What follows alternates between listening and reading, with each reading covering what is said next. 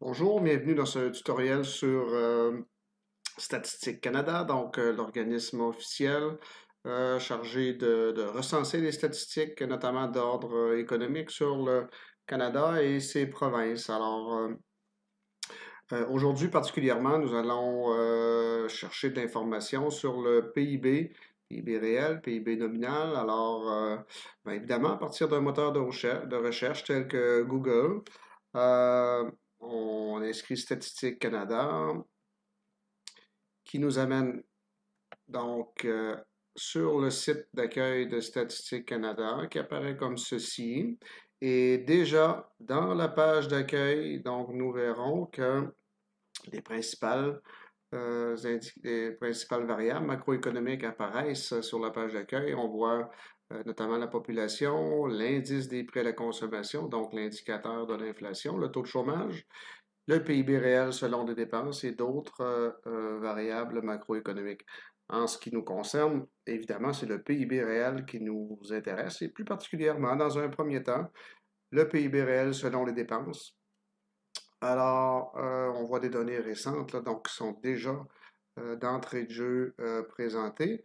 Alors, on clique sur l'indicateur qui est présenté et on voit apparaître à ce moment-là un résumé des données les plus récentes. Donc, on sait que les données sur le PIB, on a quand même des données mensuelles, mais les données les plus significatives sont généralement les données trimestrielles. Alors, on a un résumé de la part des experts de Statistique Canada et résumé, on peut même parler d'un compte-rendu détaillé. Je pense que ce serait plus juste de nommer les choses ainsi. Alors, on a de l'information évidemment très pertinente donc sur les données du plus récent trimestre, sur le PIB réel, évidemment, qui est la donnée qui nous intéresse davantage. On parle des principales composantes du PIB, donc notamment les dépenses de consommation, d'exportation, etc. De plus, on présente un aperçu de d'autres variables, comme la rémunération des travailleurs, etc. Donc, qui sont des données davantage tirées de la mesure par les revenus du PIB.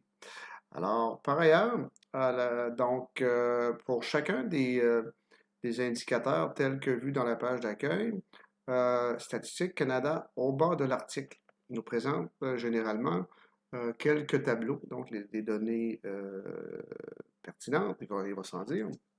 Alors, en ce qui a trait au PIB, j'attire votre attention sur le tableau numéro 3, donc PIB réel selon le compte des dépenses, données désaisonnalisées au taux annuel. Alors, on peut aller voir ces données et voilà sous quelle forme se présentent des données sur le PIB. Donc, on reconnaît évidemment les dépenses de consommation finale, soit le fameux C dans notre formule.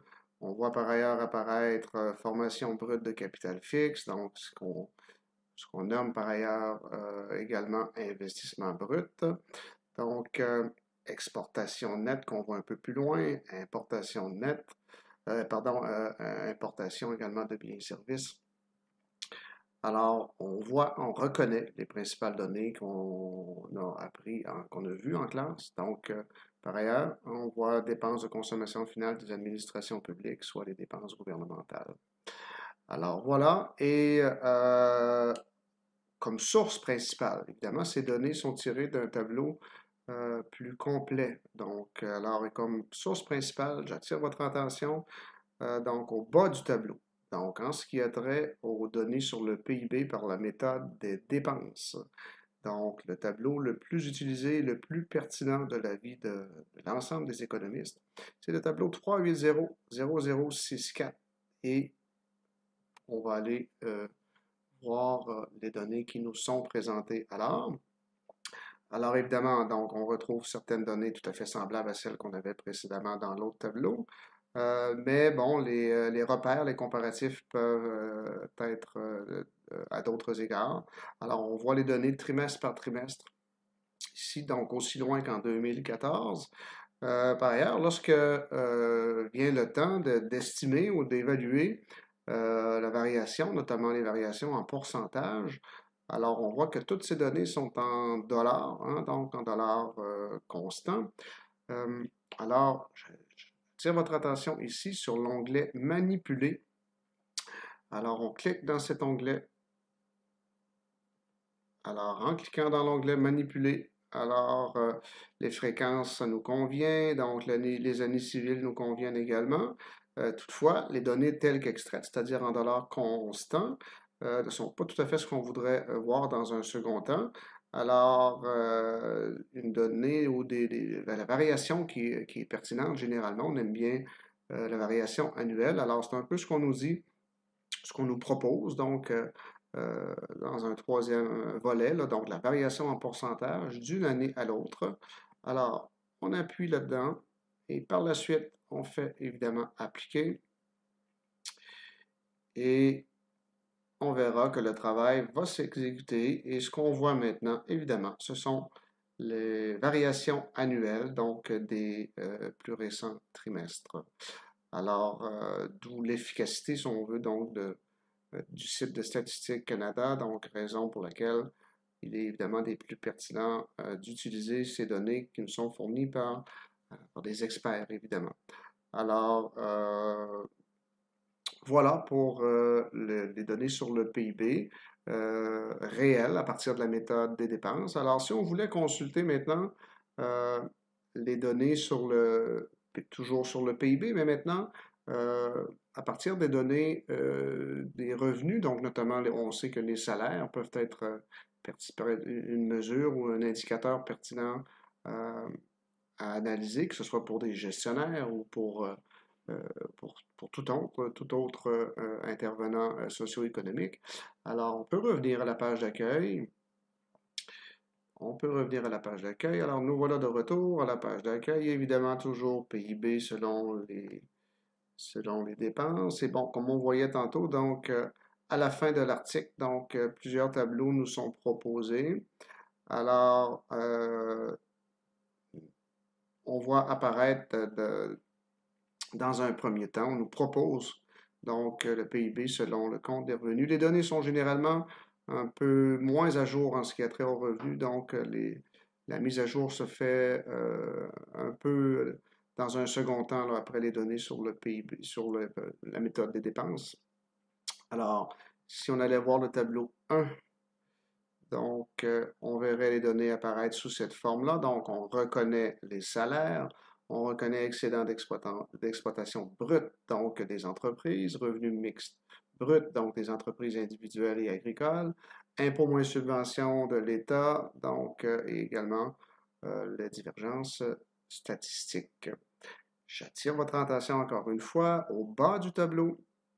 Alors, on observe que ces données sont tirées du tableau principal 3800063.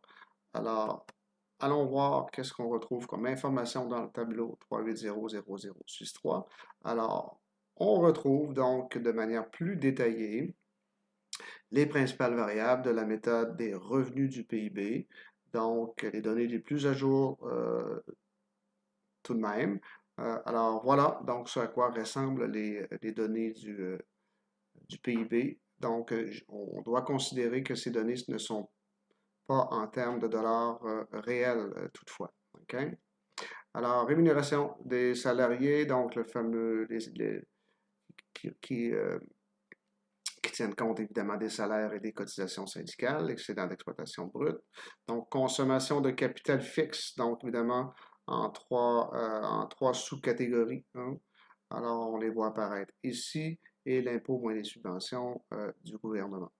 Alors, un peu comme on le fait par la méthode des dépenses, on pourrait être intéressé à voir la variation, évidemment, variation annuelle, notamment de ces principales variables.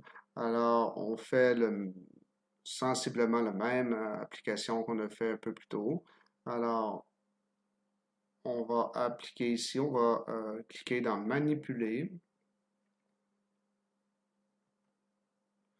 Alors, la fréquence qui nous est proposée nous convient. L'année civile nous convient également. Toutefois, ce qu'on voudrait obtenir maintenant, c'est la variation en pourcentage, idéalement annuelle, donc d'une année à l'autre. Et voilà, donc Statistique Canada et le logiciel, si on peut dire, donc nous donne l'information sous cette forme. Donc, et voilà, donc on voit le travail est fait.